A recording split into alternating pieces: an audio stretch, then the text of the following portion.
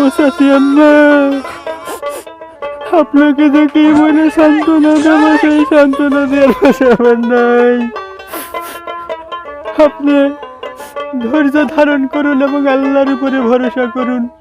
এই যে আমাকে দেখেন, আপনি তো দীর্ঘ 15.5 বছর ক্ষমতায় থেকেছেন। আমি কি পেরেছি? বাংলার লক্ষ লক্ষ কোটি কোটি জনতা, পৃথিবীতে কত মানুষ, কেউ কি পেরেছে আপনার মতো এরকম স্বৈরাচার হতে? পারে নাই। আপনি তো তাও পেরেছেন।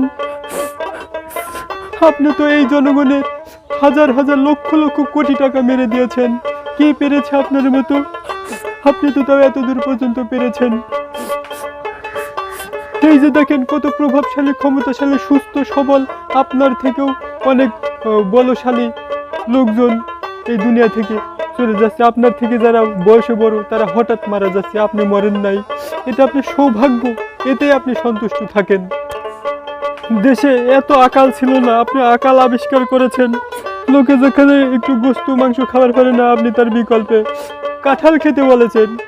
লোকে ঝাল কিনে খেতে পারে না, 1000 টাকা কেজি ঝালের বাজার। আপনি পরামর্শ দেন যে কাঁচামরিচ শুকনা করে রাখতে, পেঁয়াজ ছাড়া তরকারি রাঁধতে বলেন, আপনি ডিম ফ্রিজে সিদ্ধ করে রাখতে বলেন। আর আপনি খেয়েছেন কি? বড় বড় খাসির মাংস, বিদেশি কষা কষা মাছ। দেখলাম তো আপনার ওখান থেকে নিয়ে যাচ্ছে সেই হাইতের বড় বড় মুরগির ঠ্যাং, রান, আরও যে কত সুন্দর সুন্দর ফলমূল আপনি ভোগ করেছেন। আমরা তো তাও পারিনি।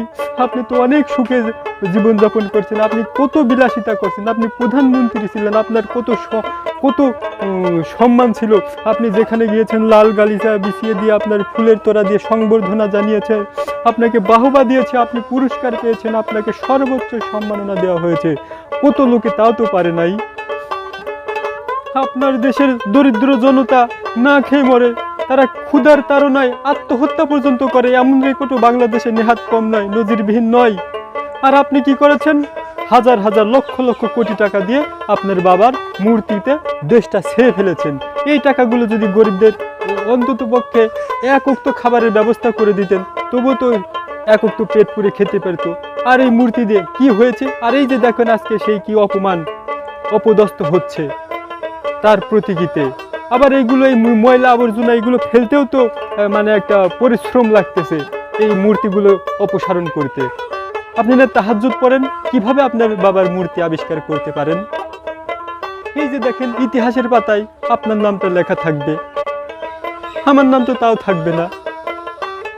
আপনি কিসের জন্য মন খারাপ করেন? যা পেয়েছেন এ নিয়েই সন্তুষ্ট থাকেন।